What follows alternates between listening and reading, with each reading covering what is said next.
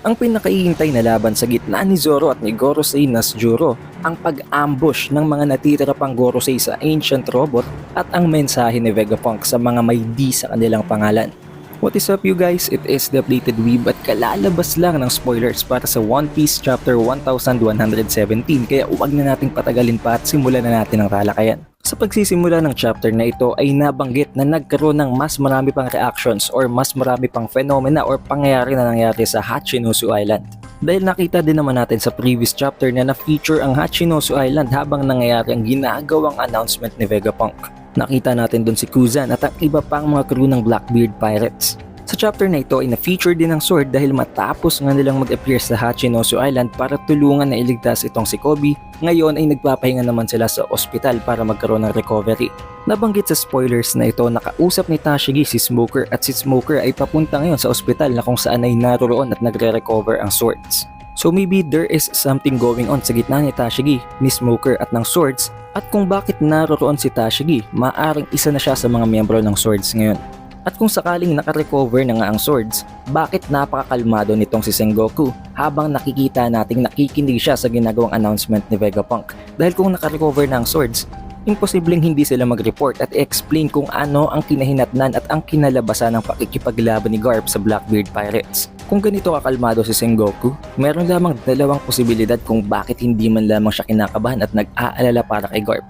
Una ay ang dahil sa alam niya kung gaano kalakas at ang mga abilidad at kapasidad ni Garp kaya naman hindi siya nag-aalala. At ang pangalawa naman ay maaaring kasama yon sa kanilang plano. And even up to this point, nagpapatuloy pa rin ang mensahe na ginagawa ni Vegapunk sa kanyang live broadcast dahil hindi pa rin nila nakikita ang transponders nila nagtatransmit ng ginagawa niyang live broadcast. Tulad ng nakita natin sa chapter 1116, nag-resort na nga ang Gorosei sa pagsira ng main source of energy ng Egghead na ang Mother Flame para lamang mapigilan ang ginagawang pag-reveal pa ni Vegapunk ng mga sekreto sa Void Century.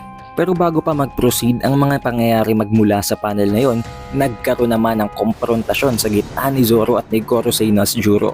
Ang paghaharap at ang match-up na pinaka-iintay ng lahat sa Egghead Island dahil ito ay magiging isang napakatinding laban sa gitna ng dalawang napakalakas na swordsman na to.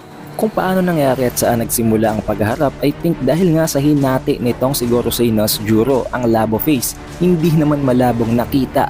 At napansin nyo nitong si Zoro kaya naman hindi siya nagatubili. Umalag siya agad kay Jinbei at agad niyang pinuntahan at hinanap kung sino ang gumawa ng slash na yon. At nabanggit din sa spoilers na to na upon confrontation ay napansin agad ni Gorosei Nasjuro ang Kitetsu Blade nitong si Zoro.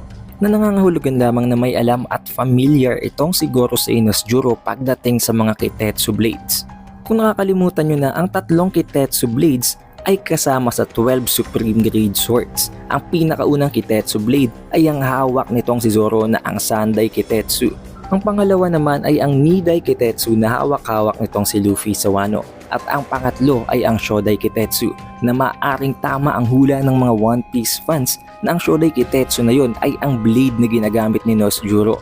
Na dahilan kung bakit nakilala niya agad ang Sandai Kitetsu ni Zoro na magbibigay significance sa pinakaunang blade nitong si Zoro.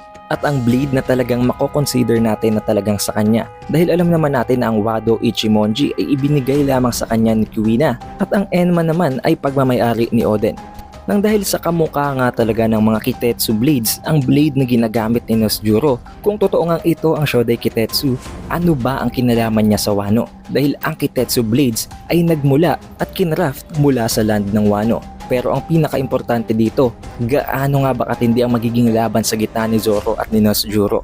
Pero sa pagpapatuloy ng chapter, sinimula na ngang palibutan ng mga natitira pang Gorosei ang ancient robot na nag-guard sa transponders nila nasa Fabryo Face.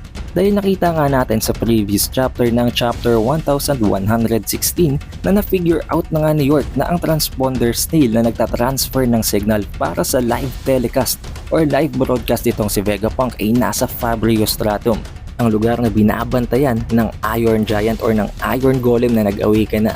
Pero habang hindi pa nagsisimula ang atake ng Gorosei ay nagpapatuloy pa rin ang ginagawang announcement ni Vegapunk habang sinasabing may mensahe siya para sa mga miyembro or mga tao na may D sa kanilang pangalan.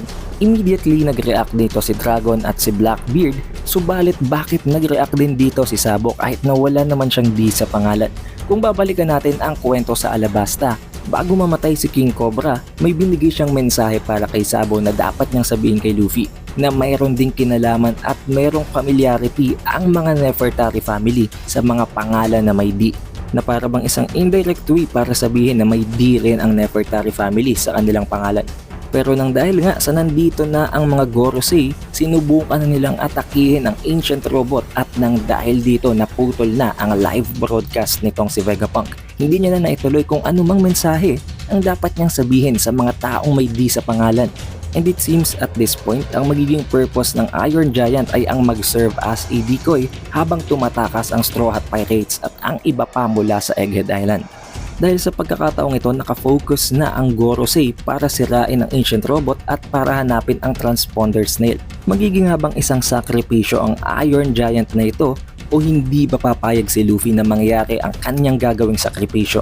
Dahil kilalang kilala naman natin si Luffy, sacrifices is not his thing at siguradong hindi niya hahayaan na masira, mamatay ang Iron Golem na ito habang tumatakas sila.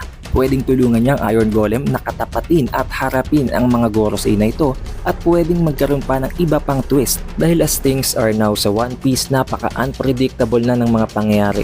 Pero what do you guys think about this chapter? Be sure to put that in the comment section below para mapag-usapan pa natin at huwag niyo din kalimutang abangan ang ating full chapter review para sa mas detalyado, mga confirmed na details at mga panels na manggagaling sa chapter na to. Be sure to leave a like, subscribe at i-ring mo na din ang bell button para ma-notify kayo agad pag-release ng ating full chapter review. But then it is the updated Weeb and I will see you guys on chapter 1117 full chapter review.